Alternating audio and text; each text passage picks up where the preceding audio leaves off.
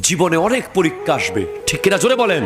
অনেক পরীক্ষা আসবে, ভয় আসবে, ক্ষুধা আসবে, সন্তান মারা যাবে, ক্ষেত খামার নষ্ট হবে, ব্যবসা ধ্বংস হয়ে যাবে, মানুষ আঘাত দেবে, আপনজন কষ্ট দেবে, ঠিক কিনা বলেন না? সারা জীবন যাদের জন্য করেছেন তারা বলবে কি করেছিস, তারা কি বলবে? তখনই আপনার জন্য ওয়াবাশশিরিস সাবিরিন, ধৈর্য ধারণকারীদের জন্য রয়েছে সুসংবাদ।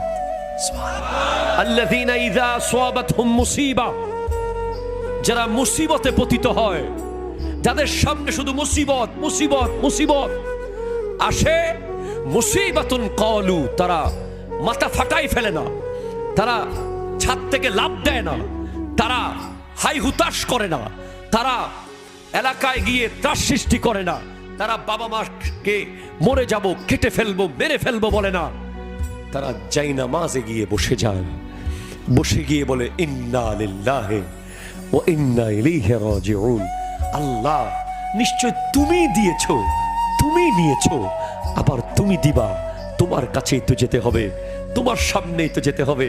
তুমি ঠিক থাকলে হবে ব্যবসা যাক, তুমি ঠিক থাকলে হবে সন্তান যাক, তুমি ঠিক থাকলে হবে চাকরি যাক, তুমি ঠিক থাকলে হবে আত্মীয় চলে যাক, তুমি ঠিক থাকলে হবে সব চলে যাক, তুমি ঠিক থাকতে হলে জীবনও চলে যাক।